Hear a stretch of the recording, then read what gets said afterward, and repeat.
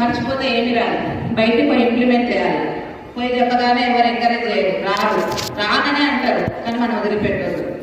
Next ఇంకా మళ్ళీ next మనం రోజు ఇంట్లో రెగ్యులర్గా ఎట్లా పని చేస్తామో, మన ఇంట్లో పని పిల్లల పని ఎట్లా చేస్తామో మన రెస్ట్ ఇప్పుడు అట్లా చేస్తేనే వస్తుంది. నేను ఫ్రాంక్గా చెప్తున్నా, మీరు టైం పాస్ ఆటప్పుడు చేస్తే మాత్రం రాదు.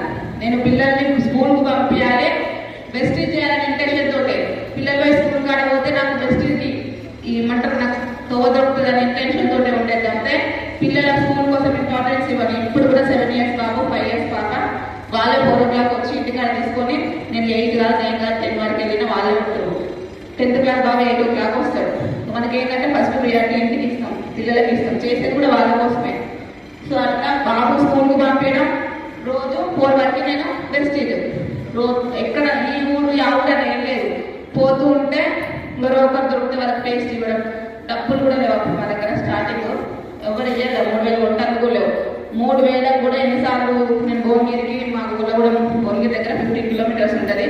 ఒక్క 100 CNCS అంటే ఇప్పుడు నవ్వు వస్తుంది, కానీ అది చాలా సిచ్యువేషన్, ఘోరమైన సిచ్యువేషన్. అది 15-16 సార్లు తిరిగేది. 500, 200, 300 కూడా ఒక CNC చేసినాం సార్. డబ్బులు ఇప్పుడు అందరు CNCకి లేవు, కొనుక్కోనికి ఎంకరేజ్ చేస్తలేరు, చార్జెస్ ఇస్తలేరు, మీటింగ్స్ కానీ అందరూ అయిపోతారు, ఎవరు ఇయ్యరు. ఇప్పుడు వచ్చినాక అందరూ అడుగుతూనే ఉంటారు, కానీ అప్పుడు మనం చేసుకోమని డబ్బులు ఇస్తూ ఉంటారు, ఎంకరేజ్ చేస్తూ ఉంటారు. మీకు కూడా అలాంటి సిచ్యువేషన్ వస్తుంది. సో రోడ్ పైన కొద్దిగా పేస్ట్ తీసుకునేది, పక్క కూర్చున్నాకే పేస్ట్ ఇచ్చేది, మళ్ళీ ఇంటికి వస్తాం కావే చార్జెస్ అయ్యేది. మళ్ళీ ఇట్లనే లిఫ్ట్ అవుట్ ద్వారానే ఇప్పుడు మనం గట్టిగా డిసైడ్ అయితే మన MSR గురుజీ అంటాడు, చేయాల్సింది చేస్తే రావాల్సింది వస్తుంది అని చెప్తాడు. సో నేను ఏం డిసైడ్ అయ్యానంటే మీటింగ్ విన్నాక చేయాలి, ఇంకా చావోరేమో బెస్ట్ తప్ప ఇంకొక ఆప్షన్ లేదు నాకు.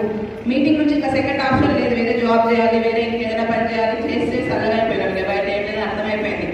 అట్లా డిసైడ్ అయినా. సో అట్లా నేను లిఫ్ట్ ద్వారా కూడా రవినాయక్ సార్ వచ్చిండు, తర్వాత రమేష్ సార్ వచ్చిండు, తర్వాత ఎప్పటి నుంచో చిన్నప్పటి నుంచి ఉన్న ఫ్రెండ్స్ వాళ్ళ నుంచి ఉన్న టీం, మనంతలో మనం డిసైడ్ అయిపోతుంటే ఎక్కడి నుంచి ఒక దగ్గర నుంచి మనకి టీం అనేది వస్తుంది. హార్డ్ వర్క్ అనేది కంపల్సరీ.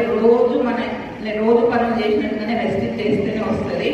ఒక్కొక్కసారి బంద్ చేద్దామనే సిచ్యువేషన్ చాలాసార్లు వచ్చింది, కానీ సపోర్ట్ లేక మాటలు, రకరకాల మాటలు అనడం అలాంటివి వస్తాయి, మీకు కూడా వస్తాయి. సో ఫైనల్ ఇక్కడ ఏమి లేదు సార్, మీరందరూ హార్డ్ వర్క్ నమ్ముకోండి. మీటింగ్స్కి రండి. మాకు ఇట్లా మాట్లాడుతుందంటే మీటింగ్స్ నాకు తెలియకుండానే నాకు ధైర్యం వచ్చేసి, నాకు తెలియకుండానే నాకు చేస్తానే కాన్ఫిడెంట్ వచ్చింది. 8 నెలలేమో మీటింగ్ రాకపోతే అపోహలు ఉన్నా అవుతుందో కాదో అనేసి ఆటోమేటిక్గా మనకు తెలియకుండానే మన మైండ్లో ఫిక్స్ అయిపోతుంది. మీటింగ్ బై మీటింగ్ అటెండ్ అవ్వండి. కష్టాలు చాలా వస్తాయి, దాన్ని తట్టుకోండి. 1 year కష్టం తర్వాత అందరూ